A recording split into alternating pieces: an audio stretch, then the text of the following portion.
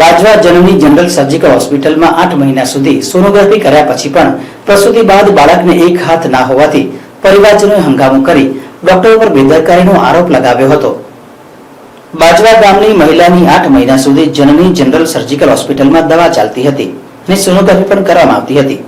જ્યારે બાળકનો જન્મ થયો ત્યારે બાળકનો એક હાથ ના હોવાથી પિતા રાહુલ જગદીશભાઈ ગોહિલ અને પરિવાર સીધો જ હોસ્પિટલ પહોંચી ગયો હતો અને ડોક્ટર વસંત શ્રોફ ઉપર બેદરકારીનો આરોપ મૂક્યો હતો। અને જ્યારે પીડિતા પરિવાર ડોક્ટરને કહેવા ગયા ત્યારે ડોક્ટરનો પુત્ર દંડો લઈને મારવા દોડી આવ્યો હતો। બાદમાં ફરિયાદના આધારે ડોક્ટર અને તેના પુત્રની જવાહરનગર પોલીસે ધરપકડ કરી આગળની કાર્યવાહી કરી હતી। મારું નામ રાહુલ ગોહિલ છે। મારી વાઇફની અહીંયા આગળ 8 મહિના સુધી દવા ચાલુ હતી। 8 મહિના સુધી ડોક્ટર વસંત શ્રોફે દવા ચાલુ રાખી। પછી મારી વાઇફની ડિલિવરી મેં આંકલાવ કરી। 8 મહિના દરમિયાન મારી અહીંયા આગળ જે દવાઓ ચાલી એમાં સોનોગ્રાફી કરેલી, મોટી સોનોગ્રાફી ખોડ કાપવાની, જ્યારે જે બધું વસ્તુ તે ડોક્ટરે કરી। અત્યારે મારો બાળક જન્મ થયો ત્યારે મારા બાળકને હાથનું એક કાંડું નથી, ત્યારે ડોક્ટર સોનોગ્રાફીની અંદર એવું કશું કીધું નથી અને અમને કોઈ જાણ નથી કરી। અત્યારે પૂછવા આવ્યા છે કે એમનો છોકરો અમને મારવા માટે લાકડી લઈને આવ્યો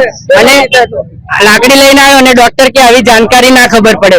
હાલમાં કોઈ પણ 10 ડોક્ટરને મેં પૂછીને આવ્યો કે ડોક્ટરે એવું કીધું કે સોનોગ્રાફીમાં છોકરાને કેવી મુવમેન્ટ છે, શું છે, એની આ બાર વાળું હાથનું કાંડીની બધી જ જાણકારી ખબર। તો એ ડોક્ટરની ભૂલ છે અને મારી બધાને એક જ વિનંતી છે કે આ ડોક્ટર અહીંયા આગળ જનની હોસ્પિટલમાં કોઈ આવું નહીં, કારણ કે આ ફરજી ડોક્ટર છે, આ નકલી ડોક્ટર છે, કારણ કે કશું પણ ધ્યાન નથી આપતો।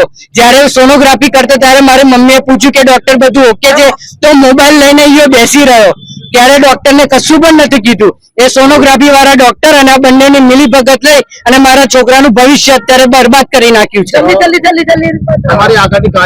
અત્યારે મારી આગળની વાત જે આગળના કાનૂની પ્રમાણે અને જે હોય એ પ્રમાણે કાનૂની કાયદા પ્રમાણે એની કાર્યવાહી થાય અને ભવિષ્યમાં આવી કોઈ છોકરાઓની બરબાદ જિંદગી ના થાય એના માટે સરકારની કાયદેસરની કાર્યવાહી થાય। એની મારી એક રિક્વેસ્ટ સરકારને પણ એ છે કે એ ડોક્ટરની અંદર જે ડિગ્રી છે એ સાચા ડોક્ટરની ડિગ્રી છે, એના એક્સપિરિયન્સ પ્રમાણે છે, એ પણ ચેક કરવા વિનંતી।